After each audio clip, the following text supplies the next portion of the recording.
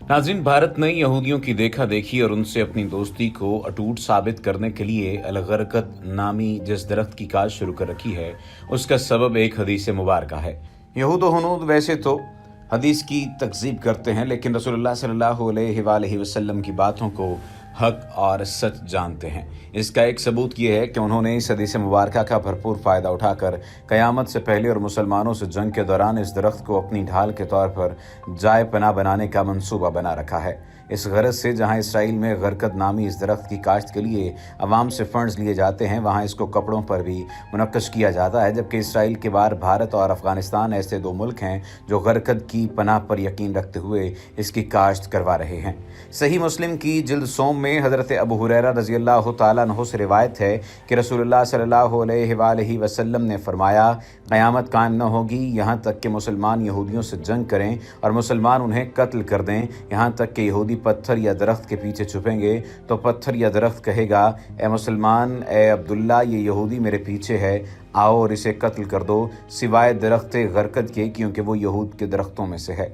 मुफस्सरीन के मुताबिक गरकद दरअसल शजर यहूद है, जो गूंगा दरख्त या यहूद का पासबान दरख्त कहलाता है।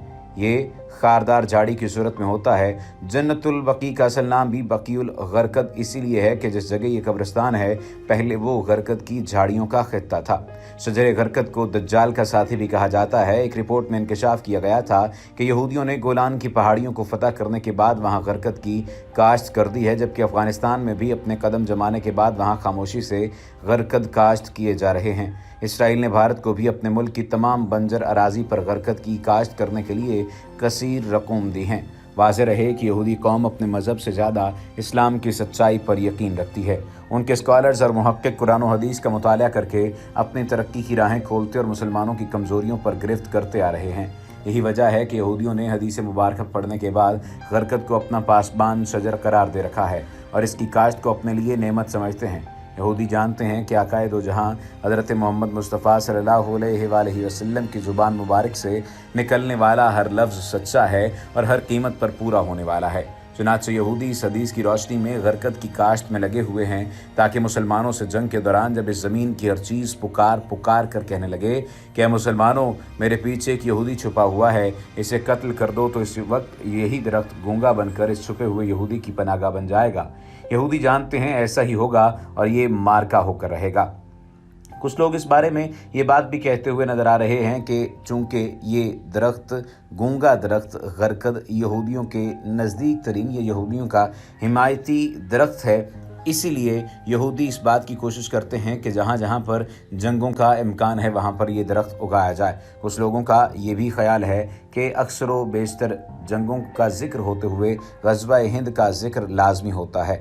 ग़ज़वा-ए हिंद का जिक्र किया जाए तो उसमें भारत और पाकिस्तान की जंग का जिक्र भी लाजमी होता है और इसमें इसराइल के कूदने का भी जिक्र किया जाता है। अब सवाल ये पैदा होता है कि भारत इस दरख्त को क्यों उगा रहा है और इसमें भारत और इसराइल की दिलचस्पी क्यों है। लोगों का मानना है कि ग़ज़वा-ए हिंद की तैयारी ही दरअसल इसमें दिलचस्पी का बायस है। एक सवाल ये किया गया कि गरकद दरख्त की पहचान क्या है और ये हिंदुस्तान में कहाँ पाया जाता है। गरकद एक कांटेदार झाड़ी वाले दरख्त को कहते हैं। आप जब इसे सर्च करेंगे तो इमेज में आप इसकी तस्वीर देख भी सकते हैं और आप इस वीडियो में भी इसकी तस्वीर देख रहे होंगे। बाज़ लोगों से इस बात को भी मालूम किया गया कि गरकद दरख्त हिंदुस्तान में राजस्थान के बाज़ इलाकों में पाया जाता है। गरकद दरख्त के बारे में अगर मुकम्मल तौर पर तफसीलात फराहम की जाएँ तो इसे गूंगा दरख्त गरकद कहा जाता है। आप हैरान होंगे कि एक ऐसी मुहिम चलाई गई है जिसका मकसद और मतलब सेव गरकद ट्री के नाम पर सामने आया है। उसमें एक मग की कीमत 10 पाउंड्स है। सेव गरकद ट्री टी शर्ट्स 37 पाउंड्स की हैं, जबकि सेव गरकद पी कैप 10 पाउंड की है। इसी तरह से सेव गरकद की अनगिनत अशिया की फ़रोख्त जारी है और सेव गरकद ट्री के नाम पर जो एक फंड रेजिंग मुहिम चल रही है, इसके लिए आप कह सकते हैं कि चंदा मुहिम और गरकद की काश्त का इसराइली मिशन खुलकर सामने आ चुका है। इन तमाम अशिया की फ़रोख्त की कमाई से हासिल होने वाली रकम को गरकद की काश्त के लिए इस्तेमाल किया जा रहा है। सवाल ये पैदा होता है कि जैसा कि हम पहले बता चुके हैं कि गरकद दरख्त क्या है, इसकी हकीकत क्या है और इसकी काश्त के लिए यहूदी क्यों बावले हुए फिर रहे हैं। इन तमाम अशिया पर एक दरख्त की तस्वीर बनी हुई है। इस तस्वीर को तवज्जो से देखिए। इसमें एक मर्द और एक औरत एक दरख्त के पीछे छुपते हुए देखे जा सकते हैं। यही दरख्त गरकद है और पूरे स्टाइल में इस दरख्त को इंतहाई तेज़ रफ्तारी से काश्त किया जा रहा है। गरकद की काश्त की मुहिम इसराइली रियासत की सतह पर चलाई जा रही है।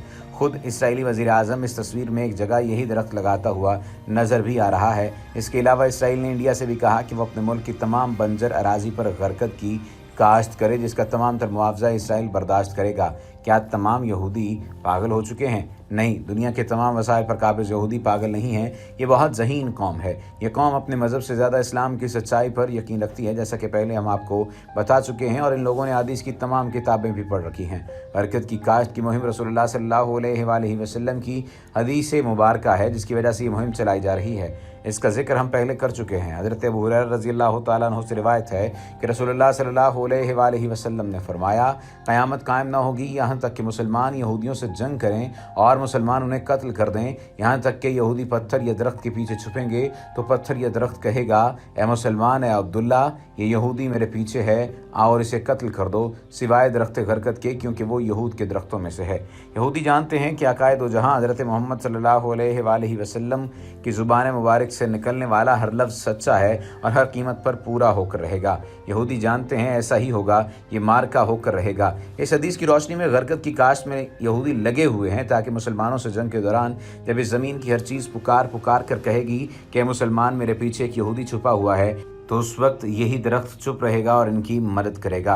इस मार्के में इंशाअल्लाह इस दुनिया से यहूदियत का मुकम्मल खात्मा हो जाएगा और इस दुनिया के इंसान हज़ारों साल बाद इस ज़मीन को यहूदियों की साजिशों से महफूज एक जन्नत का नमूना पाएंगे। हमारे लिए इसमें सबक की बात यह है कि यहूदी जैसे बदतरीन भी हमारे आकाए मुस्तफ़ा सल्लल्लाहु अलैहि वसल्लम की हर बात को सच मानते हैं, तो क्या हम यहूदियों से भी बदतर नहीं जो आपके अहकामात के मुनकर हो चुके हैं। अब सवाल ये पैदा होता है कि हम इस ज़िमन में क्या करें और आखिरी फ़तह का जो मामला होने जा रहा है, उस आखिरी फ़तह के मामले और उस आखिरी फ़तह की लड़ाई के लिए हमारी तैयारियां क्या हैं। सवाल ये पैदा होता है कि हम किस तरह से जान सकते हैं, इसराइल के राज किस तरह से समझ सकते हैं और इसराइल की ये जो तैयारियां हैं, इन तैयारियों का मुकाबला खुद किस तरह से कर सकते हैं।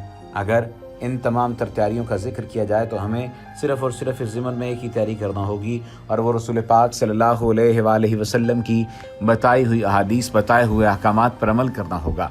और उसके लिए हमें अपने अखलाक को बुलंद करना होगा, अपने ज़ाती ज़िंदगी में इबादत को शामिल करना होगा।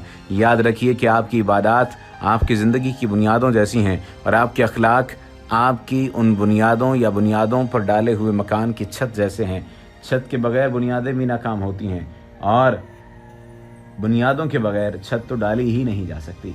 इसलिए ये बात ज़रूरी है कि आप अपनी ज़िंदगी में तब्दीली लाएं और उस तब्दीली के लिए ज़रूरी है कि आप इबादत करें और इसके साथ साथ अच्छे अखलाक के मालिक बनें।